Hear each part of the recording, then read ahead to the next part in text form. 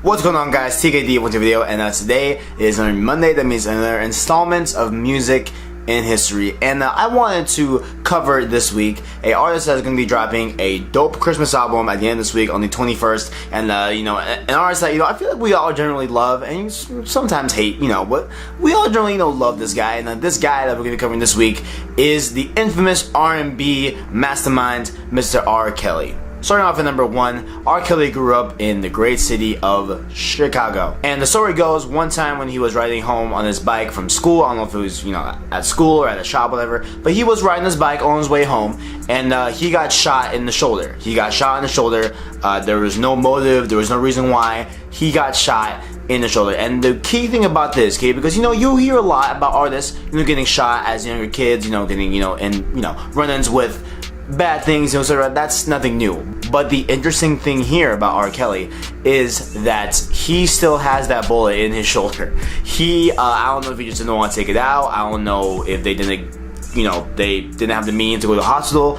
but he still has that same bullet in his shoulder when he got shot as a little kid, as an 11-year-old. I just want to know, why didn't they remove it? Was it like just not bothering him? Did the skin grow over? What? Like, I don't want to, bullet in me. I wonder what happens when he goes, to the airport, whatever, and they have the wand, and they go, woo, and then he's like, yeah, that was my bullet, when I was 11 years old, and the guy's like, no, that's probably not what it is, like, he probably hiding something, and he's like, no, for real, I got shot, I was 11 years old. Go on to number 2, not only is this man, a great artist, of course, he is an award-winning artist, of course, he's won many awards, all that good stuff. He is also a professional basketball player. Well, used to be. He's a former professional basketball player. And he also wore the great number 12, which was kind of off of his debut album, 12 Play. So hey, I feel like not many people knew that, so if you guys didn't know that, please leave a like, what I'm saying? Come on, really? He's a basketball player? Nobody knew that. You gonna tell me you knew that? Go ahead, how? How'd you know that? Go ahead, how? Now, going on to number 3. Now, we cannot talk about R. Kelly without talking about the suspects, the kind of weird things about R. Kelly. Now, this one has to pertain to a marriage that was alleged back in the day. Now, this marriage was when he was 27, and he got married allegedly to hip-hop artist Aaliyah. And this chick was only 15 at the time, okay? So now the issue here is that in the state of Illinois, where they were at, you can legally not ever get married under the age of 16.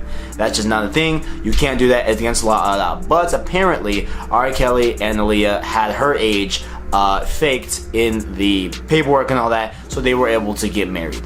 And when this happened, a bunch of rumors started going around, that this actually, happened, that this was a real thing and all that. And, there was also rumors that Aaliyah was pregnant with R. Kelly's kid, so that also added onto it. They would even be booed when they were out in public together, like at award shows, or they would get constantly booed, all that stuff. And the press was all on it, when it was big. And R. Kelly clearly stated that he was not married to Aaliyah. This was not a thing. This was just a fake rumor.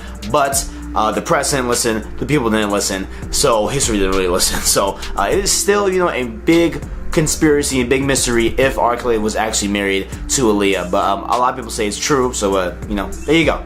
Going on to number 4 now. This one is probably the most suspect thing, and I feel like it could probably be taken out of context. So I'm going to read you this quote. I'll have it on screen. And this is allegedly R. Kelly being a Bin Laden apologist, if you will.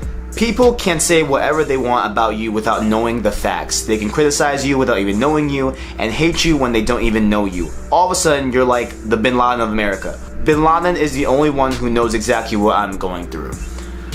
So, I wouldn't say that this quote, is directly saying that, he supports Osama Bin Laden's, actions against America. I would not say that. This doesn't really seem like that. It just kind of seems like, maybe it's kind of alluding to something that is kind of suspect, and how, he alluded to not people knowing all the facts about Bin Laden, and then, just contrasting that with not knowing all the facts about himself, and, talking off of non-factual basis. So I kind of understand why people might think that, he is a apologist for Bin Laden, but I really don't think, that's going on here. I just think that this is kind of taken out of context, kind of just taken, I wish we could hear, the whole entire conversation. I'm sure we can, where we can finally, deduce if this is actually, him apologizing or, being a, all in for Bin Laden, whatever. But I don't think that this is him saying go Bin Laden, whatever. I don't think that. But I just feel like this is definitely somewhere where he's saying that there's a lot of people that talk without having facts, and Bin Laden is one of those people that has probably had that happen to,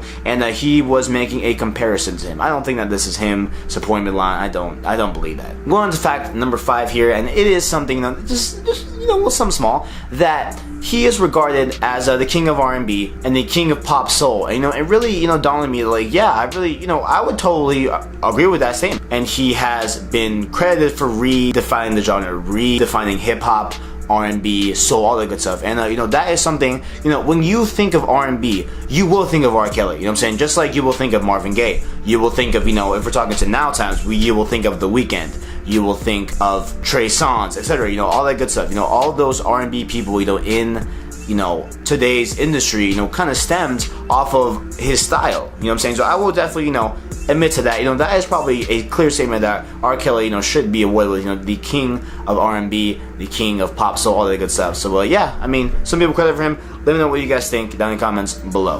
And that is my time for this Monday. If you guys enjoyed the content, make sure down below to leave a like, subscribe, share, all that good stuff. I appreciate all the videos you give me. Also down below in the description, you can find my Instagram, Twitter, Snapchat, all the good stuff where you can follow me on there. Also, let me know down in the comments below if you guys, like R. Kelly, you guys hate R. Kelly, all that good stuff.